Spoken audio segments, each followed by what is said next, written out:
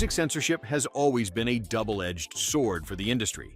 When authorities try to silence controversial songs, they often inadvertently create massive publicity and cultural phenomena. These are 10 banned songs that became huge hits anyway. Number 10. God Save the Queen by Sex Pistols.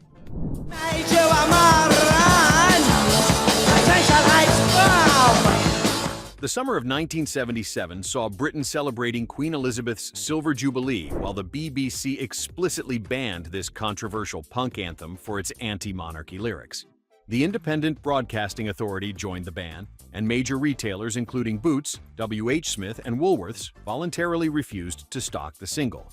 Jamie Reed's infamous artwork depicting the Queen with ransom note lettering across her face became an icon of rebellion in its own right.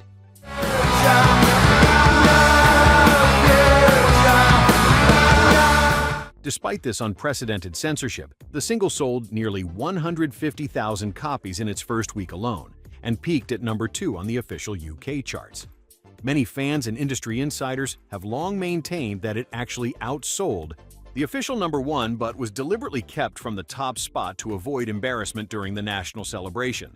The band cemented the Sex Pistols' reputation as genuine anti-establishment rebels and influenced countless punk bands that followed.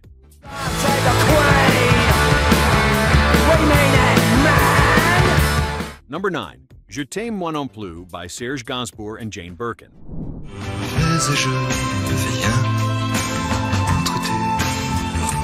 The Vatican publicly condemned this erotic French duet in 1969 for its explicit sexual content.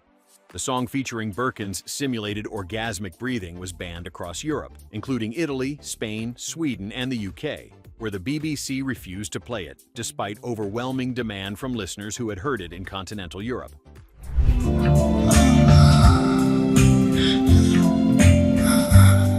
Originally recorded with Brigitte Bardot, Gainsbourg re-recorded the track with his new lover Jane Birkin, after Bardot begged him not to release their version. The controversy propelled the single to number 1 in the UK, making it the first foreign language song to top the British charts. By the mid-1990s, it had sold over 6 million copies worldwide. The song's lush orchestration and unabashed sexuality established Gainsbourg as France's most provocative musical genius.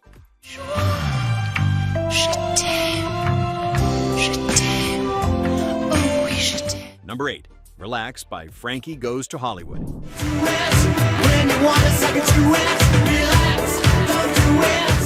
2 million copies sold in the UK alone. When BBC Radio 1 DJ Mike Reed suddenly stopped playing this track mid-broadcast on January 11, 1984 upon realizing its sexual content, it sparked a nationwide controversy. The BBC officially imposed a station-wide ban 2 days later, claiming the lyrics and suggestive cover art promoted explicit content.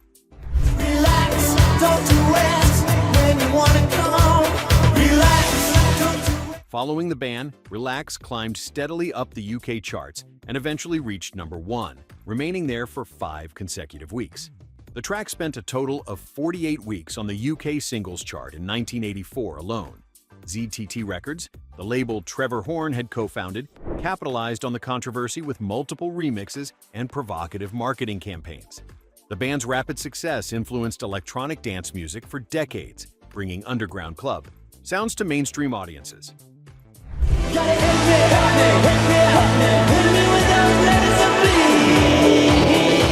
Number 7. Love to Love You Baby by Donna Summer.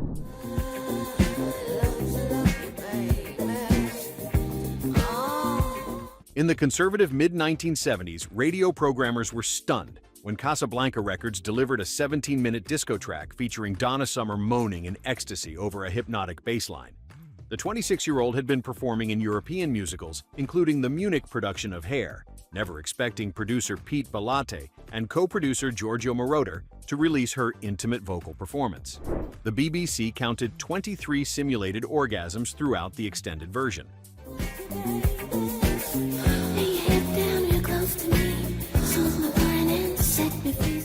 The track was immediately banned by numerous radio stations, including the BBC, who deemed it overtly sexual.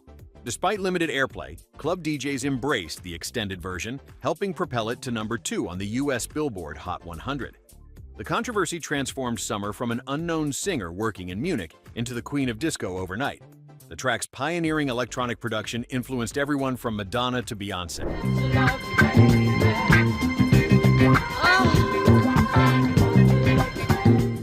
Number 6. Physical by Olivia Newton-John. Let's get physical, I wanna get physical. The former country pop sweetheart shocked fans and industry executives alike when she released this sexually suggestive anthem in September 1981. Radio stations in Utah, South Africa, and across conservative markets promptly banned the track for its not-so-subtle lyrics about sex rather than exercise, creating immediate controversy for the 33-year-old Australian singer. I gotta handle you just right. You know what I mean. The ban backfired spectacularly as curious listeners rushed to purchase the single, sending it to number 1 for an astonishing 10 consecutive weeks on the Billboard Hot 100. Billboard later named it the biggest song of the entire 1980s. Newton-John's image transformation was complete when the accompanying video compilation won a Grammy Award. Dua Lipa acknowledged the song's influence decades later when she named her own 2020 single Physical as a direct nod to the original. Wanna get physical, let's get physical, everybody. Before we continue, which band song do you remember causing the biggest scandal when you were growing up? Did you secretly own any of these controversial singles? Drop a comment and let us know where you're watching from. Number 5. I Want Your Sex by George Michael.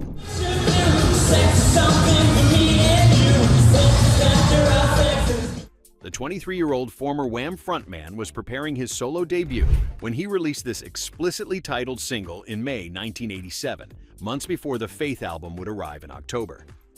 MTV restricted the video to late-night hours, while dozens of American radio stations refused to play it entirely, citing concerns about AIDS awareness campaigns and family values.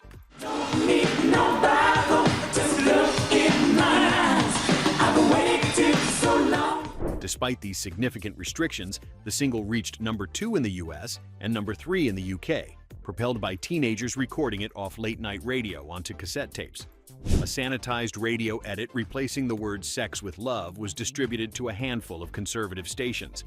Michael later revealed he wrote the song to promote monogamy as a counter to the climate of fear surrounding sexuality in the AIDS era. The controversy established him as a solo artist, willing to challenge social taboos.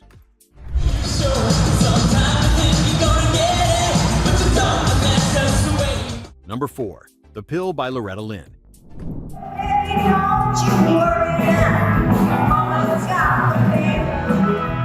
Before releasing this controversial song in 1975, Loretta Lynn had already established herself with over a dozen number 1 country hits.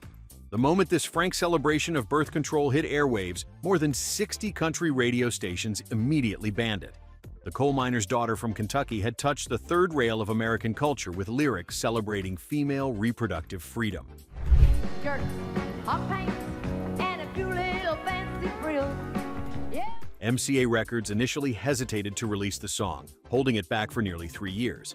Despite minimal radio support in the South, the single reached number 5 on Billboard's country chart and number 70 on the pop chart, her highest solo crossover success. By addressing women's reproductive rights through country music, Lynn influenced artists from the Dixie Chicks to Margot Price to tackle controversial social topics within traditionally conservative genres. Down your brooder house. Now I've got the fear. Number 3. Lucy in the Sky with Diamonds by the Beatles. Lucy in the sky with diamonds. Lucy in the sky. The song had nothing to do with LSD, insisted John Lennon repeatedly after radio stations restricted airplay of this psychedelic masterpiece from Sgt. Pepper's Lonely Hearts Club Band in 1967. Radio executives refused to believe the track title's initials were coincidental, despite Lennon's explanation that it was inspired by a drawing his 4-year-old son Julian had made of his nursery school classmate Lucy O'Donnell. With diamonds. Lucy in the sky with diamonds. Though never released as a single in the UK or US, the song became one of the most culturally significant tracks of the psychedelic era through album sales and underground radio play. The restrictions only enhanced the Beatles' reputation as countercultural icons at the height of their experimental phase. Producer George Martin's innovative recording techniques influenced countless artists from Pink Floyd to Tame Impala. Elton John's 1974 cover version, featuring Lennon himself on guitar under the pseudonym Dr. Winston O'Boogie, reached #1 in the US.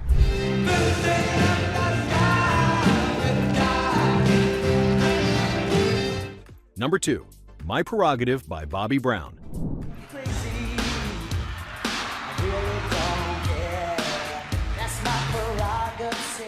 5 consecutive top 10 hits and a reputation as R&B's original bad boy. When Brown released this defiant anthem in 1988, the ex-New Edition members' confrontational lyrics and the song's aggressive new jack swing production from Teddy Riley challenged radio programmers' comfort zones.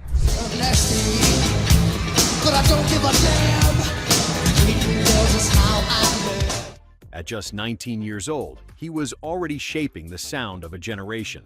The controversy perfectly matched the song's message about refusing to apologize for one's actions.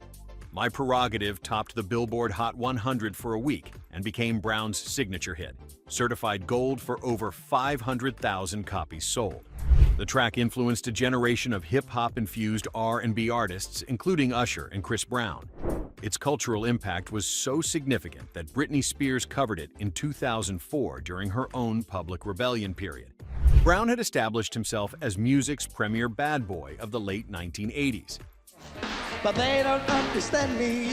They really don't know the deal about this here, brother. Number 1, Imagine by John Lennon. Imagine all the people. The former Beatle had already become a controversial figure for his peace activism when he released what would become his most enduring solo work in the fall of 1971. Imagine faced resistance from conservative radio stations for lyrics deemed anti-religious and anti-capitalist. Lennon himself once called the song's message virtually the Communist Manifesto set to music. Living for today. Despite this resistance, the utopian anthem gradually found its audience, eventually earning triple platinum certification in the United States alone. Following Lennon's tragic murder in December 1980, the song reached #1 in the UK for 4 weeks and has since been covered by over 200 artists. Someday you'll join us. Rolling Stone ranked it among the greatest songs of all time on multiple editions of their celebrated list. The song's enduring message of peace continues to resonate with audiences worldwide, proving that powerful ideas transcend censorship attempts.